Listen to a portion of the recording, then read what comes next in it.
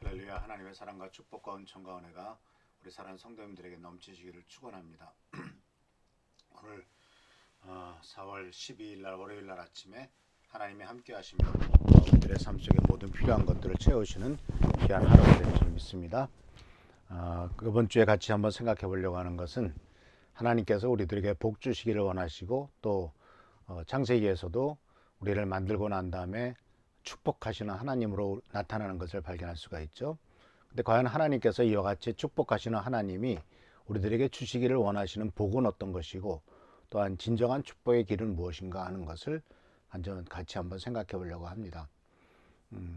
말씀은 마태복음 5장 3절에서부터 10절까지 나오는 말씀입니다. 마음이 가난한 사람은 복이 있다. 하늘나라가 저의 것이다. 슬퍼하는 사람은 복이 있다. 그들이 위로를 받을 것이다. 마음이 온유한 사람은 복이 있다. 그들이 땅을 상속을 받을 것이다. 의를 위해 줄이고 목마른 사람은 복이 있다. 그들이 배부를 것이다. 자비로운 사람은 복이 있다. 그들이 하나님의 자비를 입을 것이다. 마음을 깨끗이 한 사람은 복이 있다. 그들이 하나님을 볼 것이다. 평화를 위하여 일하고 있는 사람은 복이 있다. 그들이 하나님의 아들이라고 불리울 것이다. 의롭게 살려고 하다가 박해를 받는 사람은 복이 있다. 하늘나라가 그들의 것이다. 이 말씀 우리가 잘 알다시피 그 산상수훈의 맨 처음에 나오는 8가지의 복에 대한 이야기인 것을 압니다. 근데 우리가 세상 살다 보면은 이제 세상에서도 복을 얘기하는데 뭐 5가지의 복, 7가지의 복, 뭐 여러 가지 복을 얘기하는데 이제 제일 잘 알려진 게 오벽이겠죠. 5가지의 복. 옛날부터 조상들로부터 회자되는 말 중에 오복이란 말이 나오는데요. 이 오복은요, 중국 고대 상소 홍범편의 맨 처음에 기록되어 있는 구절들입니다. 이 구절들은 뭐라고 되어 있냐면 옛사람들이 인간의 행복에 대해서 정해 놓은 고전적인 명언이라고 보면 될 것 같습니다. 이것은 이제 5가지가 나오는데 수, 부, 부요함, 강령함, 유호덕, 고종명 이렇게 5가지예요. 수라고 하는 것은 말할 것도 없이 오래 사는 것이죠. 바로 이것이 최고의 복이라고 생각했던 것 같아요. 부귀영화도 오래 살아야만 누릴 수 있었고 이 복이 없이 단명으로 죽어버린다면 부귀고 영화고 모든 것들이 다 끝나고 버리는 거 많기 때문에 첫 번째가 바로 수, 즉 장수의 축복을 세상에서 첫 번째로 보았던 것을 볼 수가 있어요. 두 번째는 역시 부요함이죠. 경제적인 축복이죠. 평생 아무 걱정 없이 편안하게 살아가려면 풍부한 재물을 소유하고 있어야 된다는 것이죠. 그래서 이 늙어서 여생을 유지하고 살아가기 위해서 축복된, 축적된 재물이 없다면 행복할 수 없다라고 하는 것은 두 번째가 부요함이고, 세 번째는 이제 강령입니다. 강령이라고 하는 것은 몸과 마음이 함께 편안한 상태, 육신적으로도 편안하고 병이 들지 않고 아프지 않고 또 마음도 걱정 근심 없는 것. 그래서 사실 사람들의 행복이 건강에 의해서 좌우되는 경우가 참 많지 않습니까? 물론 사람은 늙으면 다 아프죠. 안 아픈 데가 없이 계속 이곳저곳이 고장나고 아프게 마련입니다. 그래서 그 사람들이 몸도 안 아프고 몸도 건강하고 또 마음도 힘들지 않은 것, 이것이 강령이라고 이렇게 세 번째 복이라는 것을 말한 것을 볼 수가 있어요. 그래서 알다시피 경복궁, 우리나라의 그 서울에 있는 경복궁 왕의 침소 이름을 강령전이라고 이렇게 정도지라는 사람이 지었다고 합니다. 마음도 몸도 편안한 상태가 되라라고 하는 것이죠. 네 번째는 유호덕이라고 합니다. 이 유호덕이라고 하는 것은 무슨 뜻이냐면 덕을 더욱 좋아하고 사랑한다는 뜻인데, 이것이 네 번째 복이 바로 철학적이면서도 인간적인 의미를 내포하고 있는 부분이죠. 그러니까 덕이 있어야 된다. 다른 사람들에게도 베풀 줄 알고 그리고 여유를 갖고 살아가는 것을 이제 유호덕이라고 말하죠. 그리고 이제 다섯 번째가 고정명입니다.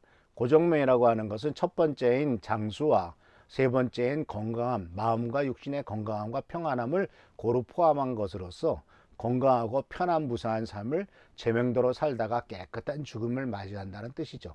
그래서 나이가 많이 들어서 또 세상을 편안하게 살다가 세상 떠나신 분들의 그 장례를 호상이라고 하지 않습니까?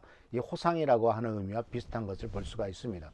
그런데 수나 부나 강령이나 유호덕이나 고정명은 현재 그 사람이 누리고 있는 것, 그리고 현재 그 사람이 가지고 있는 것을 근거로 해서 이러이러한 사람이 바로 복 있는 사람이다, 복 받은 사람이다 라고 평가를 하고 있는 것이고, 이것은 바로 이제 동양적인 사고방식에서 또는 세상적인 사고방식에서 축복이라고 볼 수가 있죠.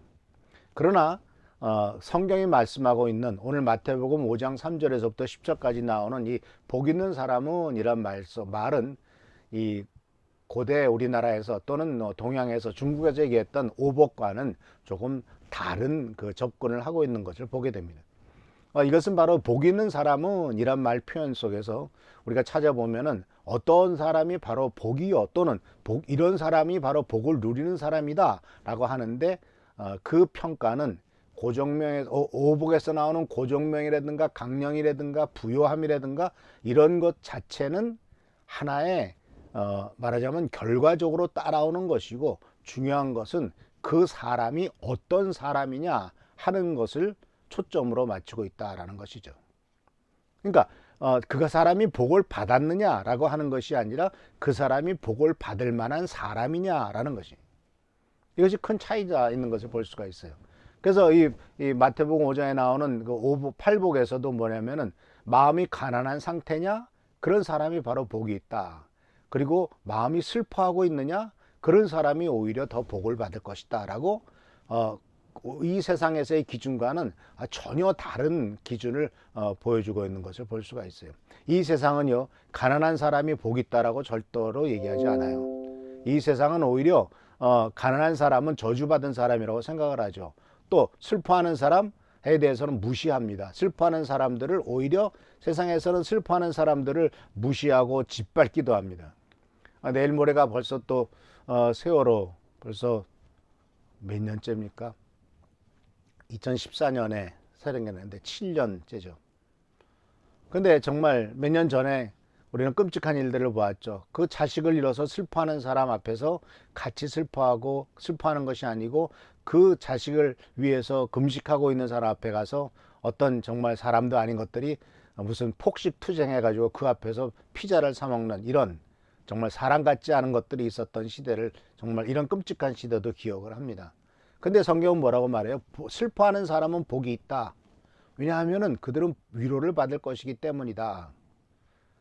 근데 이런 말씀은 완전히 좀 세상 기준과 완전히 반대죠. 오히려 이렇게 말, 기뻐하는 사람은 화가 있을 것이다. 왜냐하면 그들에게는 슬픈 일만 남았기 때문이다 라고 이렇게 얘기하는 거예요. 그리고 또 마음이 온유한 사람은 복이 있다.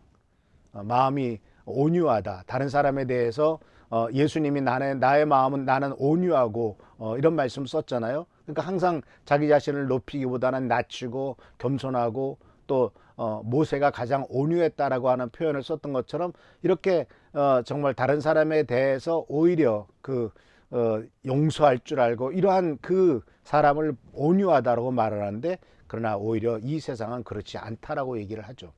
근데 이런 것들은 모두가 다 보면은 하나님께서 원하시는 이 복의 기준은 그 사람이 무엇을 받았느냐, 어떤 것을 누리고 있느냐라고 하는 것이 그 사람이 복 있는 사람이냐라고 보는 것이 아니라, 하나님께서 우리들에게 가르쳐 주시는 기준은 그 사람이 지금 어떤 상황에 있는 사람이냐, 바로 항상 가난한 마음을 가지고 하나님을 찾는 사람이냐, 그리고 슬픔이 있다 할지라도 하나님을 의지하며 견디는 사람이냐, 또는 온유한 사람이냐, 의에 줄이고 목마른 사람이냐, 남을 자비롭게 대하는 사람이냐, 그리고 마음이 깨끗한 사람이냐, 이런 것들을 하나님께서는 축복의 기준으로 삼고 있더라 하는 사실입니다. 세상의 기준은 오래 살았느냐, 돈이 있느냐, 몸이 건강하냐, 또는 덕이 있느냐, 아니면은 잘 살다 죽었느냐, 그런 것을 기준으로 삼지만 하나님께서는 그 결과를 기준으로 삼는 것이 아니라 그 사람 자체가 어떤 존재냐 하는 것을 먼저 복의 기준으로 삼고 있다는 사실입니다. 그래서 사랑하는 성도 여러분, 먼저 그래서 이 부분들을 우리가 이 세상의 기준과 하나님 나라의 말씀의 기준에서 복의 차이점을 생각해 보면서 우리들이 세상의 기준에 따르는 복, 그것도 중요하죠. 그러나 하나님이 원하시는 것은 그런 복을 받을 만한 사람이냐를 중요하게 여기신다는 사실을 생각하면서 먼저 우리가 그런 사람이 되는 것이 중요하다는 것을 꼭 깨달으시고 이것을 추구하는 여러분 되시기를 바랍니다. 하나님께서 이러한 사람이 되었을 때 그 모든 것은 복이 따라오게 하신다는 약속하셨다는 것을 기억하면서 주님의 은혜 가운데서 내가 뭘 받을 것이냐가 아니라 내가 먼저 어떤 사람이 될 것이냐 하는 것을 힘쓰고 그것이 바로 우리가 우리 힘으로 할 수 없기 때문에 부활의 능력으로 바로 부활의 그 권능으로 내가 그런 사람이 되도록 힘쓰며 기도하는 우리 모두가 되기를 축원합니다. 기도하겠습니다. 오늘도 주님께서 새로운 하루를 시작하게 하신 것을 감사드립니다. 우리가 정말 복 있는 사람이 되기를 원합니다. 복 받은 사람보다도 복이 있는 사람이 되기를 원하오니 우리 사랑하는 성도님들 모두가 다 정말 하나님께서 보시기에 축복하실 만한 사람이 될 수 있도록 도와주시고 하나님의 기준에 합당한 것을 추구해 나가는 우리의 삶이 되도록 인도하여 주옵소서. 오늘도 함께 하시고 지켜보살펴 주시기를 바라옵고 예수님의 이름으로 축복하며 간절히 기도하옵나이다. 아멘. 오늘도 하나님께서 복 주시는 하루가 되고 또 복이 있는 사람이 되기를 힘쓰는 우리 모두가 되기를 축원합니다. 계속 기도해 주시고 또 나라 민족을 위해서 교회를 위해서 우리 성도들을 위해서 하나님께서 함께 하시도록 기도하시고 축복하시도록 기도하시는 우리 모든 성도님들 되시기를 축원합니다. 오늘 하루도 승리하는 하루가 되기를 축원합니다. 감사합니다.